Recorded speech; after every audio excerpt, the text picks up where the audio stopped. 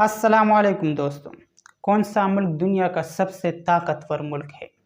कौन सी कंट्री दुनिया की सुपर पावर कंट्री है?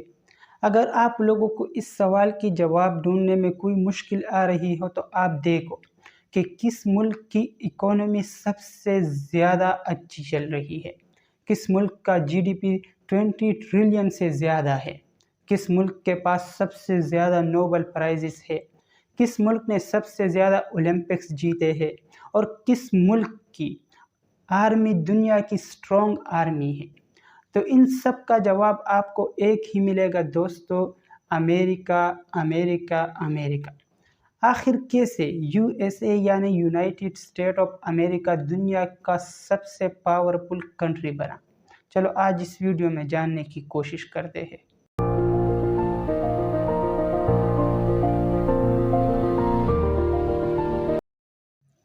1900 तक यूएसए एक बहुत बड़ा मुल्क बन चुका था।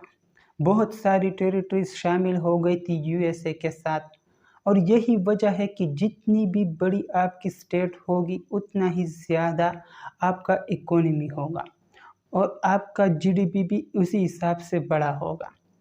लेकिन जो यूएसए को सुपर पावर बनाता है वो जो साल है दोस्तों, वो है 1900 से 1950 के दरमियान। ये वो अरसा है दोस्तों जिसकी वजह से यूएसए एक सुपर पावर कंट्री बना। अब क्या हुआ था इन 50 सालों में, ये तो बहुत सारे लोगों को पता होगा, लेकिन जिनको पता नहीं है वो हम आपको बताते हैं। इन 50 सालों में 2 वर्ल्ड वॉर चली थी जिसमें सारी यूरोपियन कंट्रीज इन्वॉल्व हो गई थी। जर्मनी, फ्रांस, इटली, ये जितनी भी यूरोपियन कंट्रीज है ये सारे इन्वॉल्व हो गए थे इसी जंग में। और यूनाइटेड स्टेट ऑफ अमेरिका एक साइड पर बैठा हुआ था और इनको देख रहा था। अब ऐसा भी नहीं है कि अमेरिका को इस जंगों से नुकसान नहीं हुआ, अमेरिका के बहुत सारे सोल्जर मारे गए, लेकिन अमेरिका को इस जंग में बहुत ज़्यादा फ़ायदा भी हुआ दोस्तों। अमेरिका इन वर्ल्ड वॉर में एक वाहिद ऐसी कंट्री थी जिसने बहुत सारे वेपन सेल किए और बहुत ज़्यादा इनकी इकोनॉमी पर एक अच्छा असर पड़ा इससे। वाहिद ऐसी कंट्री बन गई थी जंग के बाद जिसकी इकोनॉमी पर बहुत ज़्यादा ख़राब असर नहीं पड़ा था। और यही वजह है कि जब लोगों को पता चला कि यूनाइटेड स्टेट ऑफ अमेरिका की करेंसी सबसे बेहतर है, तो इन्हीं यूरोपियन कंट्रीज़ के जितने लोग थे वो लोग चले गए अमेरिका और डॉलर ख़रीद लिए।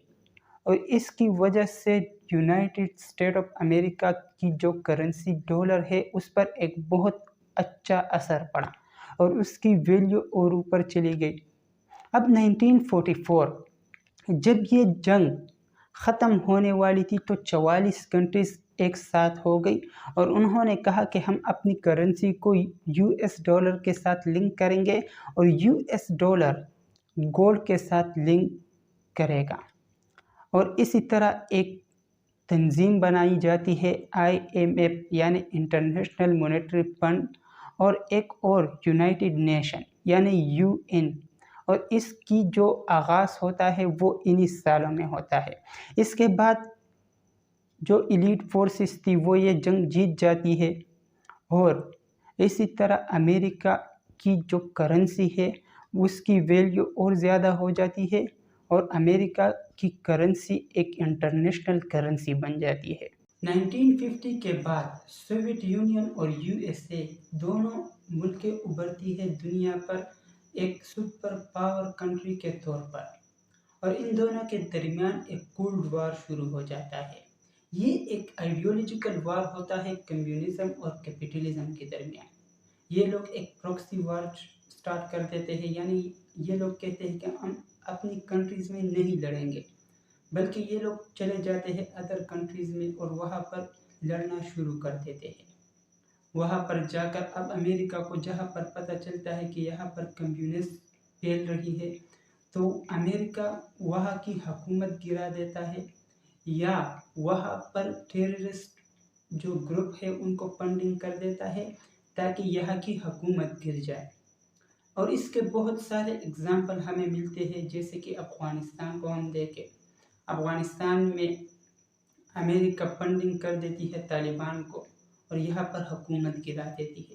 اس کے علاوہ ایران، ارجنٹینا، برازیل بہت سارے ملک ہیں جس کے اگزامپل ہمارے پاس موجود ہے۔ اس کے بعد 1990 تک آتے آتے بہت سارے ملک ڈیپینڈ کر دیتے ہیں یو ایس اے پر، اور یو ایس اے اور زیادہ طاقتور بن جاتا ہے۔ اب یہ وہ ٹائم تھا دوستوں کہ یو ایس اے کی آرمی ایک اسٹرانگ آرمی بن گئی تھی دنیا کی، اور اسی وجہ سے یو ایس اے ایک پاورفل کنٹری بنا تھا۔ اور یہی وجہ ہے کہ آج کل آپ کو 70-80 ادر ملک ایسے ہیں جس میں آپ کو یو ایس اے کے تقریباً 800 کیمپ ملیں گے، جہاں یو ایس اے سب کچھ کنٹرول کرتا ہے۔ اب اس کے بعد کیا ہوتا ہے کہ 1990 میں سوویت یونین ٹکڑوں میں بکھر جاتا ہے، اور یو ایس اے واحد ایک ایسی کنٹری بچتی ہے جو سپر پاور ہوتی ہے، اور اس کے بعد یو ایس اے ایک سپر پاور کنٹری بن جاتی ہے اور دنیا کے سامنے آ جاتی ہے۔ اب یہ جتنے بھی ہم نے آپ کو بتایا یہ تو تھا ایک جیو پولیٹیکل ریزن جس کی وجہ سے امریکہ ایک سپر پاور کنٹری بنا۔ اس کے علاوہ کچھ انٹرنل ریزن بھی تھے جس کی وجہ سے یو ایس اے ایک سپر پاور کنٹری بنا، اور یہ انٹرنل ریزن اور پالیسیز ایک اہم رول ادا کرتی ہے امریکہ کی سپر پاور کنٹری بننے میں۔ اور یہ پالیسیز میں جو اہم پالیسی ہے وہ آتی ہے دوستوں کے ٹیلنٹ کو اٹریکٹ کرنا۔ امریکہ کیا کرتی ہے کہ وہ ہمیشہ ایسے امیگرنٹ کو یو ایس میں انٹر ہونے کی اجازت دیتی ہے جو کہ ٹیلنٹڈ ہو، اور یہاں کی کلچر ایک ایسی کلچر بنی ہوئی ہے کہ یہ ہمیشہ انوویشن کو پروموٹ کرتے ہیں، اور اس کے بہت سارے اگزامپل ہیں ہمارے پاس۔ اگر آپ دیکھو البرٹ آئنسٹائن جو کہ ایک جرمن سائنٹسٹ تھے، لیکن وہ امریکہ میں آئے اور ان کو وہاں سے شہرت ملی۔ اس کے علاوہ ایلون مسک جو کہ ایک ساؤتھ افریقن تھے، لیکن وہ آئے امریکہ میں اور انہیں وہاں پر شہرت ملی۔ تو یہی وجہ ہے دوستوں کہ امریکہ ہمیشہ ٹیلنٹ کو بڑھاوا دیتی ہے اور ان کو بہت زیادہ سہولیات فراہم کرتی ہے تاکہ وہ اسی اسٹیٹ میں رہ سکے اور امریکہ کی ترقی میں ایک اہم رول ادا کر سکے، اور اسی وجہ سے امریکہ آج سپر پاور کنٹری بنا بھی ہے اور برقرار بھی رہا ہے۔ اب آتے ہیں دوستوں تھوڑا گراؤنڈ ریئلٹی کی طرف۔ امریکہ میں تقریباً 30% لوگ ایسے ہیں جن کے پاس رہنے کے لیے اپنا کوئی گھر نہیں ہے۔ ہیلتھ کا نظام بہت ہی زیادہ مہنگا اور خراب ہے۔